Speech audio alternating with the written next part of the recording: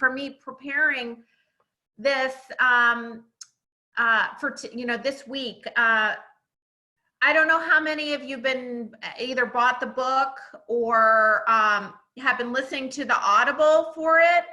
I have read the book and I've gone through the Audible, and for some reason, chapter 5, when I was going through it, was like, it was really like almost a struggle. It was a lot. And so what I thought, how do I kind of go there with some of you maybe that haven't been there from the beginning and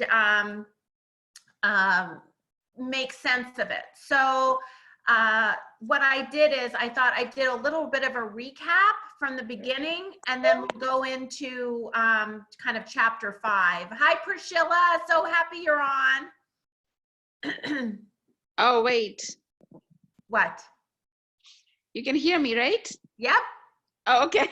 I can. I can. I unmuted myself. Okay, that's all good. It's all good. So, and for those of you that have talked to me lately, I do have a little bit of a cough. I have had it for 4 weeks. I think it's allergy or whatever. I don't know. I feel great. Just weird. So if I cough, don't worry about me. So, okay. And it's only when I talk, of course. So anyway, okay. So I'm going to kind of read some of this. It's times like these, you have to dig deeper, I think. When we're in question of what's going on, or if you're in fear or unknown waters, which of course we all are on. Sometimes you have to dig deeper into faith, into whatever you believe, or family, friends, whatever. So for me, of course, it's staying connected to as many people as I can that are like-minded, that stay on the positive, and of course, law of attraction, and all the things that I've learned over the years, but particularly the 7 spiritual laws of success, which is basically the book that we're following, is just has really, really resonated and helped me. So anyway, so I'm just going to kind of go over a recap, and then I'll go into that, and then I hope you guys can add and ask questions, and it's open for a discussion. So if you want to, if there's noise behind you to the right, there's that little mute. If you want to unmute, just unmute yourself anytime. But anyway, so 7 spiritual laws of success. Law of attraction starts with internal self, and that's like a huge thing. Most of us think about what happened yesterday or years before and worry about what's going to happen in the future. In order to be in full receiving mode, you need to be in the present and not hold on to what was or what fears you may have about the future. To me, this is huge because, when you think about law of attraction, most people think, well, I just want to focus on what I want.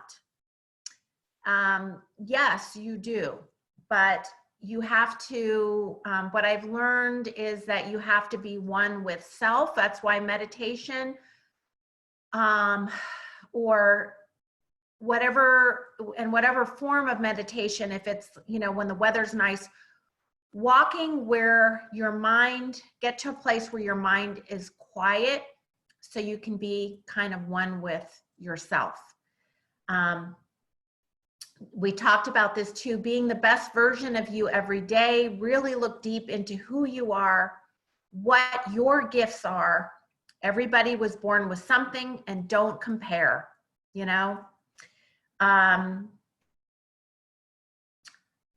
Let's see. Okay. Also too, the other thing, start by understanding what you can control, not what you think you can control in others. Let it go. You can only control yourself, not others. And you can't control circumstance. Holding on to resentments Anger, fear only holds you back in your journey. Let it go. Let it go. So self-referral versus object referral. And basically what that means is, again, is holding on to kind of yourself instead of passing blame or other things on objects or things that you can't control. All right, so let me just kind of read through here a little bit. We're on chapter 5, and I don't want to read so much, but I feel like I took the best parts or things that I thought were really important of each chapter. So let me just kind of read through. So chapter 1, and the reason I'm doing this too is so that we can understand chapter 5 a little bit. Chapter 1 is law of pure potentiality. What does that mean? When you discover your essential nature and know who you really are, in that knowing itself is the ability to fulfill any dreams you have, because you are the eternal possibility. The need for approval, the need to control things, and the need for external power is based on fear. Got to get rid of that. This kind of power is not the power of pure potentiality or the power of self or real power. When we experience the power of self, there is absence of fear. There is no compulsion to control others or things, and no struggle for approval or external power. Your true self, which is your spirit, your soul, is completely free of those things. To me, that's like, it's so huge. First of all, when you try to control things that are out of your realm or out of your control, or people, it's exhausting. If you find yourself doing that, go back to just taking a breath, focus on yourself, and it's baby steps. I was talking to somebody who has some deep control issues. And we were talking about how can she stop trying to do this. And again, it's baby steps. Don't be hard on yourself, but the more self-aware you are, the more honest you are with yourself, it will help you get to where you want to go, where you can let go of those things. And what you're going to find is you're going to become more relaxed, and people around you are going to notice, and relationships will change, and things will start to flow. So anyway, that's, to me, huge. Chapter 2 was about the law of giving. The universe operates through dynamic exchange. Giving and receiving are different aspects of the law of energy in the universe. And in our willingness to give that which we seek, will keep the abundance of universe circulating in our lives. So like what Deepak was saying, when you meet somebody, when you're talking to somebody, you can silently be just wishing them joy, wishing them health, wishing them happiness, or, you know, give them a compliment, or share something that, you know, somebody you feel might need or something, or buy a little gift, or bring flowers or something. So that's, and when somebody pays you a compliment, thank you, you know, take it. That sometimes for me, that was really hard. Someone would pay me a compliment or something. Oh, well, you know, I got that years ago. Just shut up, Amy, and just say thank you. So I'm learning to do that. Okay, number 3, chapter 3 was the law of karma, or cause and effect. Every action generates a force of energy that returns to us in like kind. What we sow is what we reap. That's karma. When we choose actions that bring happiness and success to others, the fruit of our karma is happiness and success. When you make any choice, you can ask yourself 2 things. First of all, what are the consequences of this choice that I'm making? In your heart, you will immediately know what these are.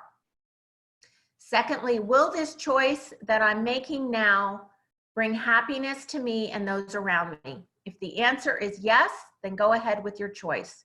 If the answer is no, if that choice brings distress to others or you, don't make that choice. It's as simple as that. You can use law of karma to create money and affluence and the flow of all good things to you anytime you want. But first, you must become consciously aware that your future is generated by the choices you are making at every moment of your life. That's pretty huge. And again, like I have read this, I have listened to this over and over and over. Each time there's always something that resonates or like, I need to just go deeper. So it's not something you're going to hear today, and it's going to, it's a daily practice, daily work. The law of least effort, that's chapter 4. That's what we did last time. When you have the exquisite combination of acceptance, responsibility, and defenselessness, you will experience life flowing with effortless ease.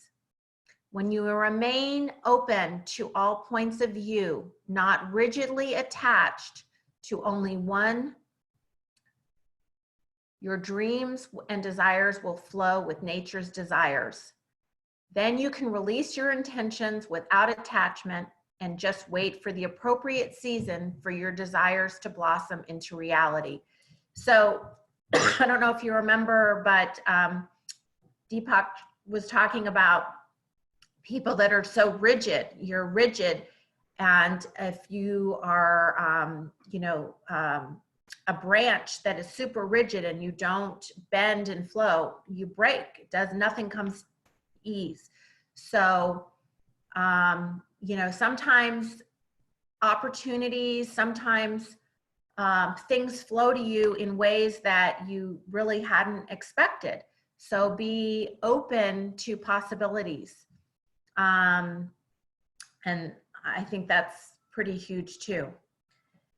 You can be sure that when the season is right, your desires will manifest. And that's where, again, we talk about patience. You can put your desires, put your intentions out there, but let it go and focus on you, focus on gratitude for today, be in the moment, and just know that when the season is right,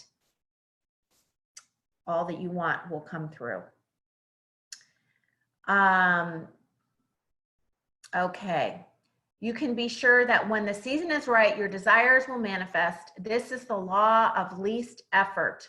Applying least effort. I will practice acceptance.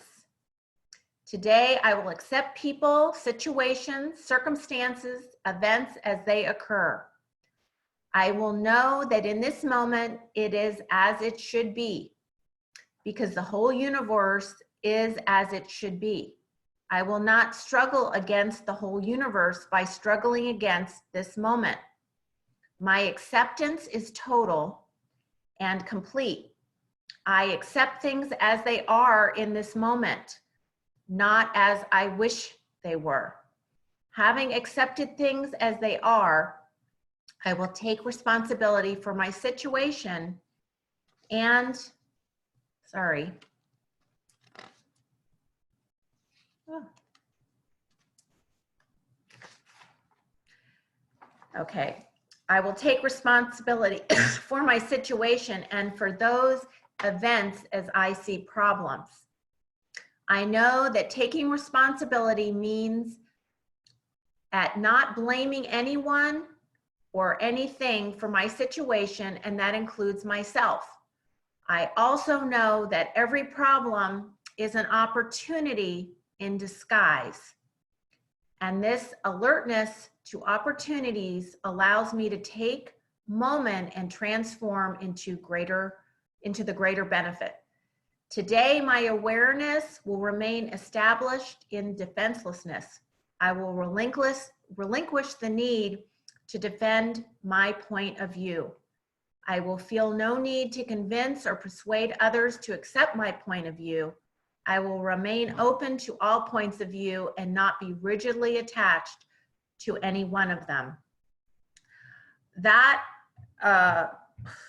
whole paragraph, oh my, how does that apply? Wow. There's, it was interesting. I try not to watch the news too much. I don't want to, I don't like going into the negative. It's nothing I can control, right? We know what's going on. It's important to, of course, stay in tune, but you need to look at it once a day and know what's going on, and then go on to your, what you have at hand, the things that you can control. But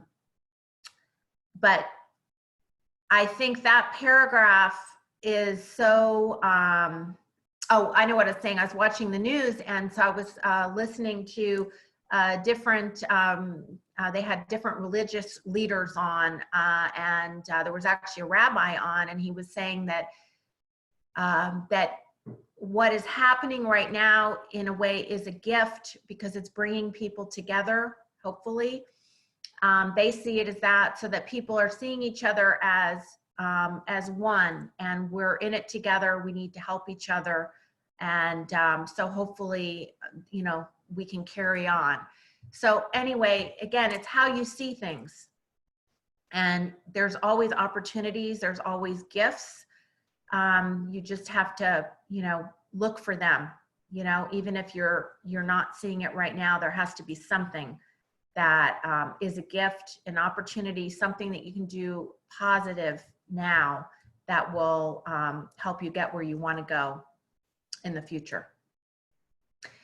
So, okay, that brings us to today, which is chapter 5, Law of Intention and Desire. Intention lays the groundwork for effortlessness, spontaneous friction flow of pure potentiality, seeking expression from the unmanifest to the manifest. What the heck does that mean?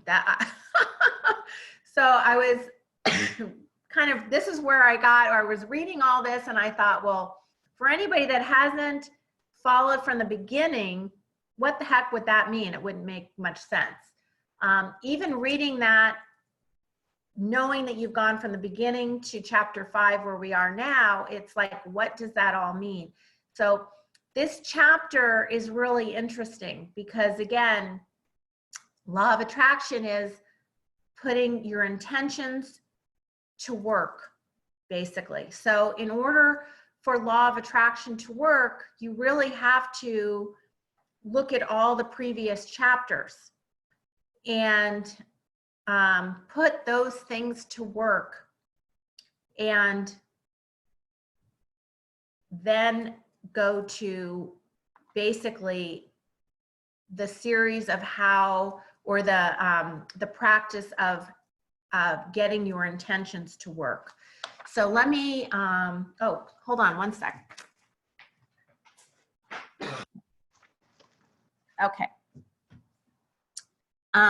Does anybody have any questions right now or anything they want to add? Unmute yourself if you do. I'd love to, I want to kind of be like an open forum. Rena, you haven't been on in a while. I'd love to hear from you. I know you're always so wise. Do you have anything to say? Are you still there? I'm here. There she is. Yeah, I was just taking it in, just listening to. I think it's a lot of what we've read and talked about before. Yeah. But I think it's very timely in the moment that we're living of staying very present, because if we don't, then we feel like everything is very chaotic. But if we manage to stay very present and in the moment and feel a gratefulness, then things are manageable. Right. Right. We're all here to, to help. There's people around to help. There's people around, for support. So, again, it's, if you can remain in the moment, then, you, it's a much happier, I don't want to say it's much happier. It's, it helps dissipate any fear or uncertainty. So that's pretty huge. We can just control ourselves, how we are in the moment. So, what I've been really trying to practice is, again, taking time. I don't care if it's going in your closet. Tyler, I know you're on. I'm so happy to have you. I don't know if this is your first AID, but anyway, happy to have you. And when you've got little kids like Tyler does, sometimes you got to go in your closet or the bathroom or the laundry room, garage, wherever, to just get some, some quiet. Let's see, somebody's here in the chat. There, oh, maybe not. Anyway, garage. Yes. So wherever you need to go, and just get some quiet, so that, again, you can be with yourself, your own thoughts, and try to quiet, as Deepak says, slip into the gap, which means to center yourself into that silent space between thoughts, to go into silence, that level of being, which is your essential state. And I think the reason it's so important too is because everybody is different. So you have to hone into what is, your unique gifts, your unique qualities, and just your being. And in doing that, and then releasing your intentions and letting it go without attachment, that's where the magic happens. And it is magic. I absolutely believe it, because I feel that abundance in my life happens because, or I know, I see that abundance flows even greater when I am detached, when I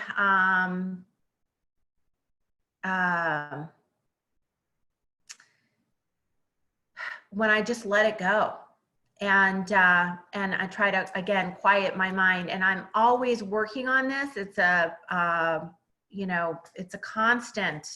There's no, I don't think anybody, even masters like Deepak Chopra, they're constantly working on it, because we're all human.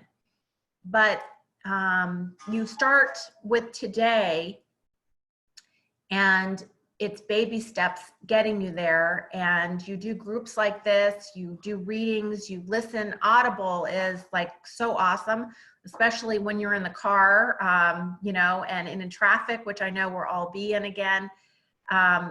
It's great to hear things like this, because it is quiet and it allows you to have that time to kind of get yourself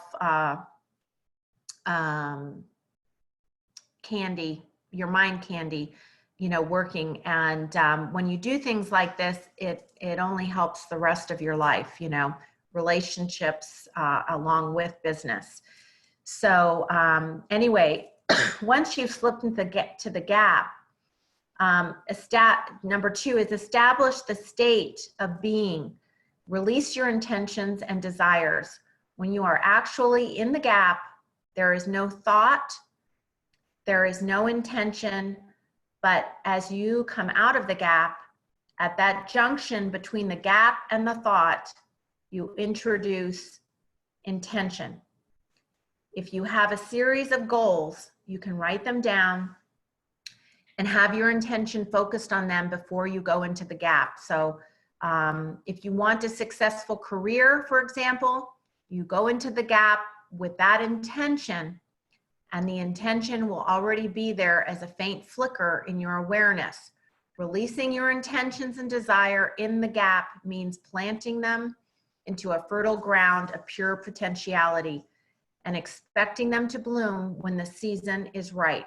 You do not want to dig up the seeds of your desires to see if they are growing or get rigidly attached to the way in which they will unfold. You simply want to release them.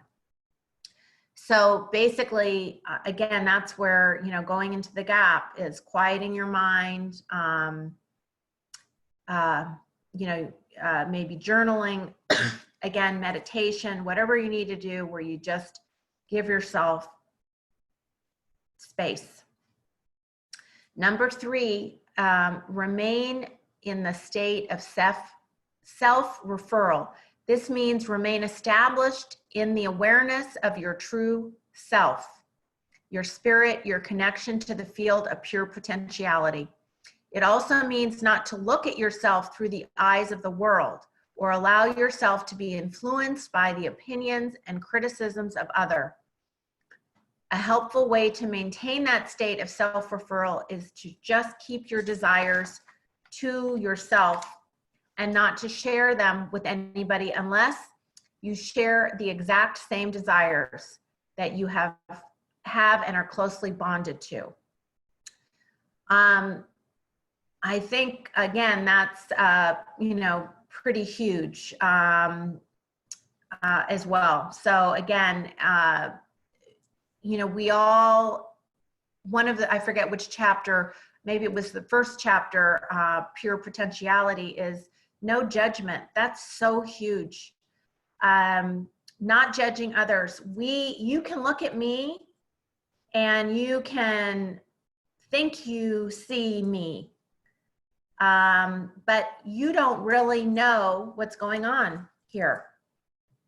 Even Jim, my husband, who's with me 24/7 or whatever, he doesn't really know what's going on here all the time. Nobody can know but you. So don't judge me. Don't think you know what I'm feeling or going through, right? I don't judge you.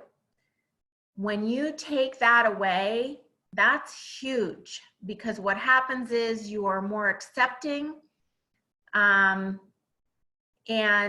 you're able to see with more compassion.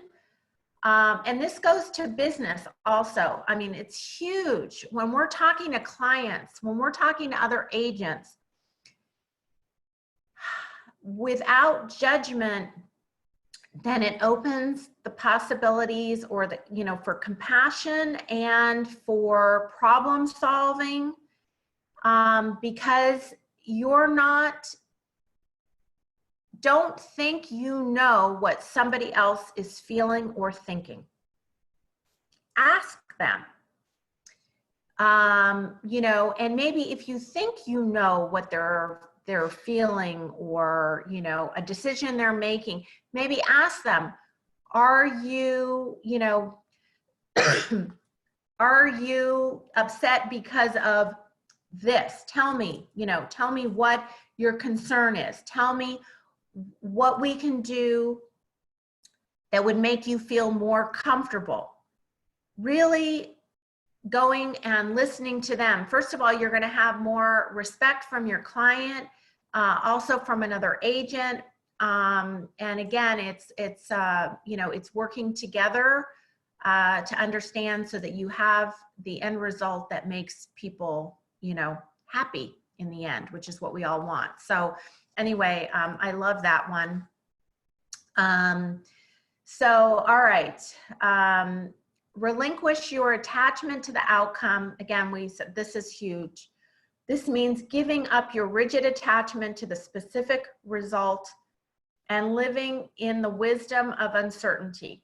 It means enjoying every moment in the journey of your life, even if you don't know the outcome.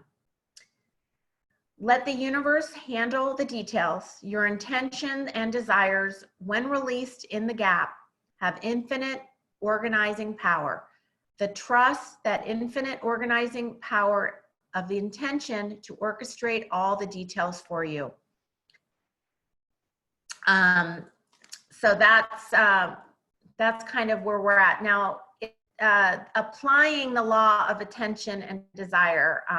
And if you have the book or audio, he always goes through, okay, what do we need to do to get the law of attention into effect?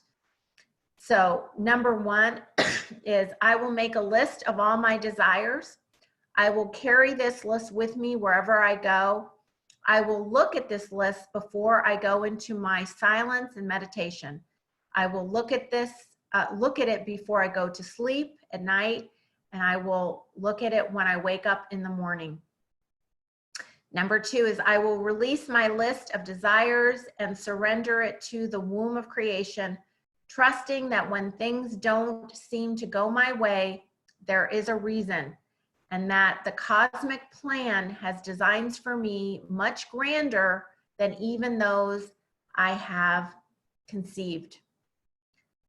And that, again, just with everything kind of going on, sometimes it's like you just hold on to little things.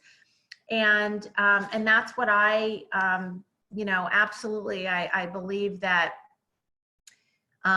you have to look at, this is a situation, I think for all of us right now, even me going, deeper and doing this, this series, which we did this, I forget when we started, but I think it was before, Priscilla, do you remember, will you go off? Yeah. But did we start this book before COVID or what? I'm trying to remember. I think it was before. I think so too. So how timely that we're going through. Yeah, we must have. Yeah, because it's been every 2 weeks. So, so I look at this and I'm like, wow, there's a gift in this in itself. Yes. We're going through all of this together, but sometimes, again, like you can be going through, I know for me personally, you can go through things and you're like, oh my gosh, give me the strength. And just having something, some kind of, if it's law of attraction, if it's God, if you're, super religious, whatever it is having something that you believe in that you can, hold on to, that where you have some knowing that you will come out of this and come out of this for the better. You may not understand, but there is a plan. And I believe for me, even just personal growth is huge. So I look at, the things that have been put in front of me, and there's been plenty. And, I just I feel getting deeper and further in my journey where I can help others. So to me, that's, that gives me joy, and it gives me inner peace, and it helps me deal with things, as they come. So the last thing is I will remind myself to practice present moment awareness in all my actions. I will refuse to allow obstacles to consume and dissipate the quality of my attention in the present moment. I will accept the present as it is and manifest the future through my deepest, most cherished intentions and desires. Again, pretty heavy, but wow, very powerful for today, right? So again, being present in the moment. You know, I'm going back to Tyler, who has the cutest kids ever. Anyway, you know, you go back, and I know he's in total appreciation, and his beautiful wife, and you know, so and I'm sure there's moments of craziness. You're like, oh my gosh, I just want 5 minutes of my, you know, self for myself. But you know, you go to that, and you know, appreciation. And a happy Passover for any of you, Rena, who are celebrating. We're doing Zoom Seder tonight with my family. And so just appreciation that we can do that, and you know, just feel love. What else do we have? Who else? Did anybody have anything they want to share or ask, or Dixie, you're wise. You have anything you want to add or share? No, I'm just enjoying. This is my first time on, so I haven't read the book, or even I don't even know what the name of the book is. It's here it is right here. It's this the 7 spiritual laws of success. Oh, okay. It's a small book. It's on Audible. It's Deepak Chopra's. It's on Audible, and or you can get it on Amazon. It's really it's interesting because, again, we've been doing AID for I don't know how many years at CPP, which AID, A for attention, no, appreciation. Oh my gosh. A is for appreciation. Intention is the I, and delegate, which is delegating, putting out your you know, what you're to the universe.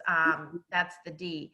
But we've been you know, getting together for years now, and when I started to read this back in the, you know, last summer, I think it was really an aha moment, because it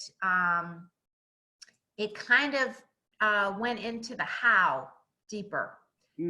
Because you can believe in law of attraction. You can say, well, I'm just, you know, focus on what you want, which is a lot of what we were talking about. You know, don't focus on what you don't want, because then that puts the attention there. Focus on what you want. But in reading and listening to him with this, it makes sense for the meditation makes sense to me now. The just little things, again, like the non-judging, not being critical, and who cares what other people. The other thing is, who cares what anybody thinks of you? Who cares? I don't care. You know, like I said, people are going to see me how they're going to see me. Some people are going to think Amy is wonderful. I hear it, and I love all of you that do, and I love you back, but not everybody is. They're going to think I'm, you know, whatever. I don't know. And it doesn't matter, because they don't know me. I can just be the best version of me every day. And in doing so, I am self-aware. So if I'm like super busy, you know, sometimes I stop. Was I short with that person on the phone? You know, like sometimes people will call, and it's like, oh my gosh, you know, when the phone is ringing and it's crazy, and it could be a solicitation, which, you know, we all get tons of. I try to even be nice to that person. If I picked up the phone, you know, they are doing what they're doing, they are working, and just try to be polite instead of like, leave me alone, you know, and hang up the phone. So anyway, there's throughout the book, though, there's just so many things that, that we can apply. And I just have kind of like outlined, and it's just, there's a lot of aha moments there. And then again, like not trying to control. That's the other thing. I have to catch myself because I'm very, type A, and, it's help, with my relationship, I can't control Jim. Nobody can control Jim. But, and he's actually, through this too, is you can't, which I remind him too, is you cannot, I never try to think of what, presume what somebody else is thinking, unless they're telling you, don't presume, be open, ask. And that's a huge one. Or, try to control, situation, try to see it from all sides. It comes back to being solution based instead of being like, no, it has to be done this way, that way. And especially right now, like in real estate, we have to come up with creative, ideas if something is not happening. And, how do we come up with a solution where it can make everybody feel comfortable? Because there's a lot of people right now, a lot of buyers that, they're scared or unsure. There's a lot of sellers though feeling the same thing. So how do we make them all feel comfortable where we can still keep things going and keep everybody happy? So, that's, those are conversations, and you can call me. I've had a couple people call looking for solutions when things get, dicey, and, hopefully I was able to help. But anyway, what else? Hi, Dixie. It helps a lot, Amy. And I think sometimes the word spiritual is fearful to a lot of people. Not fearful to a lot of people. I shouldn't use that word, but they immediately turn it off. Oh, I don't want to read that book. It's, it's spiritual. And it's, one of those, working with Steve Rogers for so many years. I mean, I got so much of that, and I enjoyed it. And I learned a lot from it. And a lot of times he was criticized for, those type of books that he was promoting to us, but not by me. Mm-hmm. But I think, like any book, you take what works for you and you apply it to your life and to wherever your headspace is. I think right now, I'm a pretty good reader of people. So when you're working with buyers or sellers, you pretty quickly know where their headspace is and know who they are. I do anyway. I'm a really Mm-hmm. good judge not a judge. I don't judge them, but I pretty much pick up on how I'm going to come across to them in my natural way. Yeah. And whether it's right or wrong, I try to fit it to that person that I'm talking to or working with. And it's pretty easy for me. But reading things like this by Deepak, it helps me pick up something maybe that I'm missing. Yeah. I believe. And we all have to keep that spiritual aspect in us, and whatever you believe or your feelings or whatever. And if it doesn't work for you, you don't move forward with it. Right. Or you put it down, read a love story or something. Yeah. Well, it comes down to mindset, it's all in your mindset. And it's interesting too that you say that, because it's funny, when the Secret came out, and I remember actually, for me, for real estate, when, people hear my journey on, learning about kind of attraction, it went back to hearing somebody that was speaking at a Tom Ferry event, probably a year after Susan and I partnered, which was like 15, 16 years ago. Mm-hmm. And it was an aha moment, because I sort of naturally, because I am a positive thinker, and I just think, oh, I want that, or I'm, whatever. And again, like, it's wanting something, but putting action towards it. You can't just say, I want it, and then not do anything, you know? So, but there would be in my life, there's been like, you know, where I'm just like, well, you know, I don't overthink. When you overthink, that's when fear or doubt comes in. I'm just a doer. Yeah. So that's the thing. And so, when I learned and I heard this talk about law of attraction, I was like, oh my gosh, you know, I've been doing this my whole life. Mm-hmm. And then, you know, The Secret came out, which was, you know, Yeah. huge.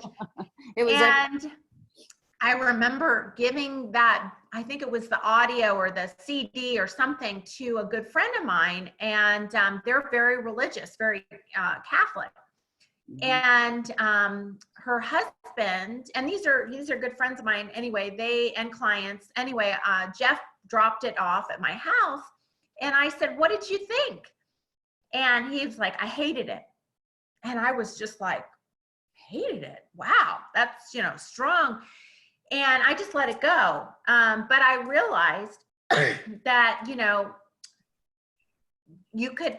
there's people that construe and think that that is, you know, was more religious, you know, than kind of mindset and so forth. So it is kind of, you have to feel comfortable. You have to be open. Again, there's no judging. It's not for everybody, but you take with it, like you're saying, you take bits and pieces that can apply to you.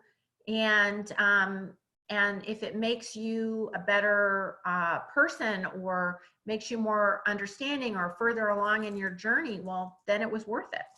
Exactly. Mm-hmm. So Tyler, what'd you think? This is Tyler's first one. It was good. No, I guess I was interested just to see what the conversation was like. Yeah, I don't know. I don't have a ton of thoughts on it. I do think in this time right now, it's easy, like you're talking about, judging people and listening to people and having perspective of what, you know, they may be going through and everything. And in this time, it's even, I feel like, amplified, more important, because everything is amplified for each individual. A lot of times when I'm dealing with people, you know, these things are think I feel like skills. Like you got to kind of teach yourself to do it. At least for me, my nature is to kind of think about what I'm going to say while someone's talking, things like that. My wife's helped me in that regard, but you know, the thing that I feel like is a skill is being able to maybe communicate, to pull out what they're feeling, because sometimes people aren't very good about telling you or expressing what they're going through. You kind of have to interpret it, kind of like Dixie was saying, you know, reading people or whatever you want to call it. That's an important aspect, because in our business, you got to know when to, I guess I'll relate it to real estate, but you got to know when to, you know, push a little bit or give some sort of advice to where that they can come to their, you know, conclusions on their own, or at least feel like they are. You know, that's something that I've struggled with a little bit recently, where in the beginning of the year, maybe even before COVID, I was letting people, you know, come to their own conclusion, I guess, in a sense, and not, I don't know what the right word is. You know, I don't want to say that it's pushing or, but it's, you know, asking for the sale, right? And then there was a couple times where I let, you know, some clients sleep on it, and you know, they kind of dissolved, and you know, they ended up talking to their parents, or there was another one where they, you know, weren't sure about their job stuff. So, you know, nothing I did wrong, but it's easy to go back and think, well, should I have done this or should I have done that? You know, and I have to kind of be careful with that. I think everybody has their own style. I've kind of slid into my style, which I feel like I'm a very patient style. I tell people the only time I get excited or start moving really fast is when I know you really love a house. You know, that's when I'll kick it into gear. But now it's even more amplified to where you got to kind of give people their space. in reading them or understanding where they're at, I guess, and not only just in real estate, but I don't know why it is, but right now it's just so easy to become very judgy, or judge what people are saying on social media, or judge what the media is saying, or everybody's guards up, and I think that's something to remember when you're talking real estate, and communicating with people. And the thing I always go back to that helps me with that is to listen and remind myself to listen and remind myself to not only just listen to what they're saying, so that and thinking of what I'm going to say next, but just listening and pausing. I had somebody tell me, I can't remember who it was, but you make your money in the pause. So, letting people come to that decision on their own, and whoever talks first wins. So True. Now, and Tyler, if I could talk a minute to you about that. I think what we miss sometimes, and it's spending that time. We can't do it today by sitting down and at a dining room table and talking about listing their home, or bring a buyer into our office and sit down and really find out what they need. But the whole thing is about trust, and the whole process is about trust. So we're trying to find ways, or we should be right now, finding ways to spend that time with them. It's hard on the phone to make them trust you, but that's where a good relationship starts, and that's with trust. When I was interviewing agents to hire in my office, it was, I first got, I didn't just try to get to know them. I had them get to know me first. And, before I knew it, it was like an hour, and it's like, oh my gosh, how am I going to now talk about the company that I'm with and sell the company to them? But it's all about selling yourself first, and having them to trust you, and then going from there. Once they trust you, they want, and they know you somewhat, you're not telling your life story, but all of a sudden I had somebody going, where do I sign? And it's because they had a comfort level with me and a trust with me, and they didn't care about the company. They wanted to know the fees, of course, everybody does, and what split am I going to be on? But they trusted me, and they felt the culture of the company and myself around me. So, and we have to do that because we're in business for ourselves, and selling the company is great. And that's why, we can do that so well, being with the company we're with, Costa Premier. And, but it's all about, this is our business, independent contractor, and we've got to sell ourselves to them, but not sell, just get that trust. Yeah. And then it's easy to close them because they trust that you believe in what the product that you're showing them, whether it's a house or a new car. It's the same theory. Exactly. Well, and it comes from confidence. Fake it till you make it. If Exactly. you don't, for those of you that are newer, it's, if you don't have the confidence yet, or, the experience yet, you have the confidence that you have the systems, you're working with great people, Rena and Roxy, to help you, know what my thinking is you never have to know everything. You just have to know enough to make you sound smart. Mm-hmm. So that's where, like, going into a neighborhood that I wasn't familiar with, you just have to know just enough, where maybe you're going to add something that the client didn't know. So, taking your business seriously and actually work at it, which is a perfect thing for, like, again, right now, doing things that you didn't have the time to do before because we're running around doing whatever. So taking the time now to get smarter and do things to improve yourself, so when we can all get out there again, face to face, we're better than ever. So anyway, well, I enjoyed this, and I hope everybody got something out of it. And we're going to be on for chapter 6, which is the law of detachment. and that's going to be in 2 weeks. If you need me, Tom, Susan, Jim, whoever, Brandon, we're all here for you. Reach out, and we're going to have a good meeting on Friday too. Tom's going to be adding a lot of good stuff, and we're going to hear some success of people doing business